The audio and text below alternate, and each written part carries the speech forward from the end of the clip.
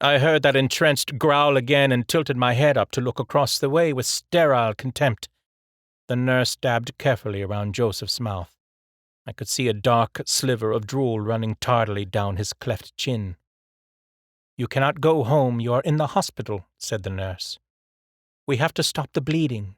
The medicine will stop the bleeding. You need to rest." He spoke kindly, and with a tone as if speaking to a young child who was being carefully instructed. Again the nurse wiped around Joseph's mouth and then walked off out of the ward.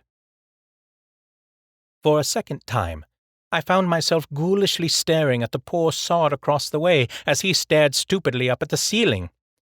His hair looked unwashed, even in the dim light, and his body rippled beneath the sheets as he flexed his legs and drew them upwards and outwards. "Oh God, do not try to get out of the bed," I thought to myself with an awkward alarm.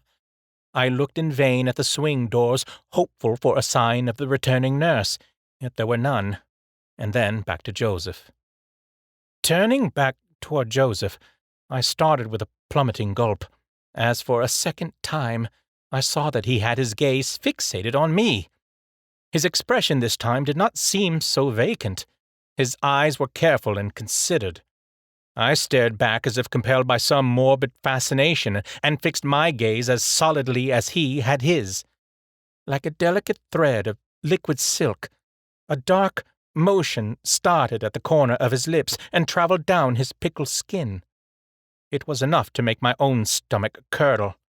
This alarm and disgust were amplified tenfold as he carefully and most deliberately extended out a fat and lusting tongue which lapped up the blood like a crazed and overfed leech. I forcibly turned my body on its side and tucked my head down into my chest, closing my eyes tightly to make the harrowing scene dissolve. I was that boy again, hiding beneath the sheets in the dead of night, willing the thunder and the chaos outside my own asylum to evaporate. If I could not see it, surely it could not see me.